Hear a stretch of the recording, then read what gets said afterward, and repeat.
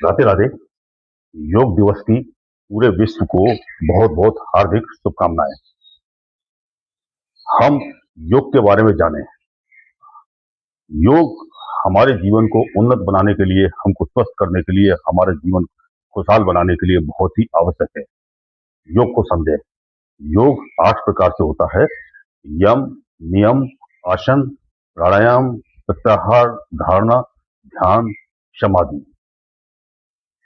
क्रमबद्ध तरीके से योग को जो हम हर क्रियाओं को करते हैं, और योग के अंदर हम जो हमारी आयु है, आयु के हिसाब से योग क्रियाओं को हम अपना चयन करते हैं और उसको हम नियमित रूप में करते हैं। आयुर्वेद और योग, इसके अंदर ये प्रावधान है, इसको नियमित करना चाहिए, क्योंकि अगर आप नियमित करते हैं, प्रतिदिन करते हैं, तभी आपको उसका लाभ होता है। तो ये यम, नियम, आसन, प्राणायाम, प्रत्याहार, धारणा, ध्यान, समाधि, इसके बाद इसके विभाग होते हैं।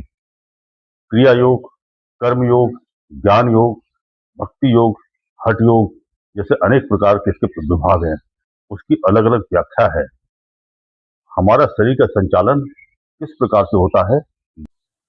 हमारे शरीर में 5 प्राण, 5 ज्ञानेन्द्रियां, 5 कर्मेंद्रियां और भौतिक शरीर आकाश, ये 17 प्रकार से हमारे शरीर का संचालन होता है। अर्ध मच्छेंद्रनाथ आसन, तो हमारे जो ऋषि थे मच्छेंद्रनाथ जी, वो जब बैठते थे तो उसको उन्होंने आसन के रूप में, जनता ने उसको स्वीकार किया। तो वो इस तरह से बैठते थे। तो इस तरह से बैठने से, इस तरह से एक पैर हमारा ये पीछे की तरफ टच होगा और ये इस पैर के घुटने से क्रॉस करता हुआ ये हमारा पैर इस तरह से आएगा और इस तरह से करके हमारा ये हाथ पीछे जाएगा।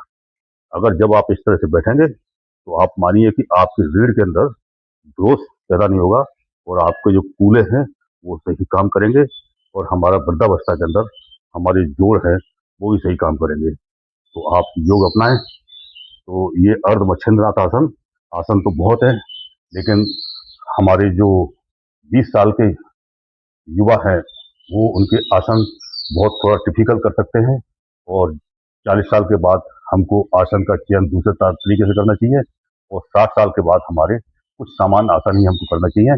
आसन के अंदर कभी भी जबरदस्ती अपने शरीर से ना करें, और आसन के अंदर श्वास प्रक्रिया का बहुत ही ध्यान रखना चाहिए, क्योंकि आसन के अंदर श्वास प्रक्रिया किस प्रकार से हमारी काम करती है। जब हमारे शरीर के अंदर मरोड़ होता है, खिंचाव होता है, तो हमारे शरीर की श्वास बाहर होनी चाहिए। जब हम विश्राम की स्थिति में होते हैं तो श्वास हमारी अंदर होनी चाहिए। तो करें, तो फिर ये आसन को समझें, आप योग को समझें।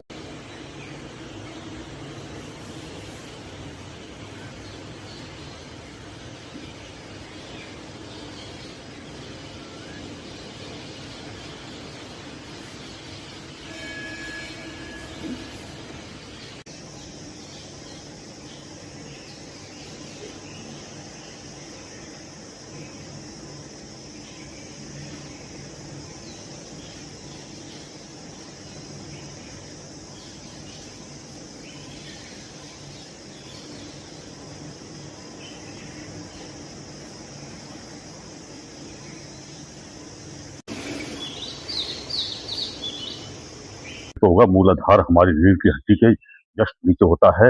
इसका मंत्र होता है ला के ऊपर बिंदी लम, और इसकी मुद्रा है गणेश मुद्रा। इस तरह से आप इसको लगाएंगे और इसके बाद फिर इस तरह से बैठेंगे। आपका ध्यान आपके चक्र पर रहेगा और इस तरह से आप बैठें, ध्यान लगाएं, मंत्र का जप मन ही मन होगा।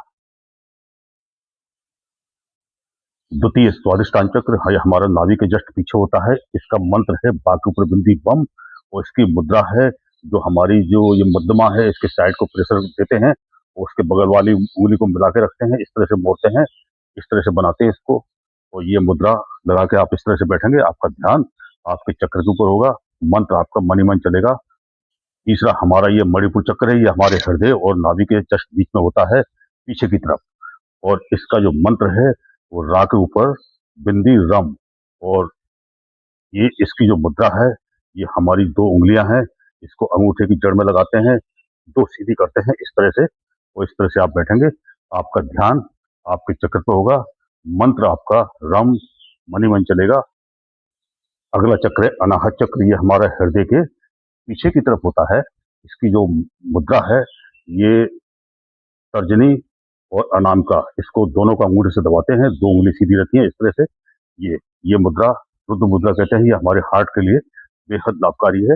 इस पे आप ध्यान लगाएंगे, नाहक चक्र पे मुद्रा लगेगी और मंत्र आपका मन ही मन चलेगा। या के ऊपर बिंदी यम। अगला चक्र विशुद्धि चक्र है।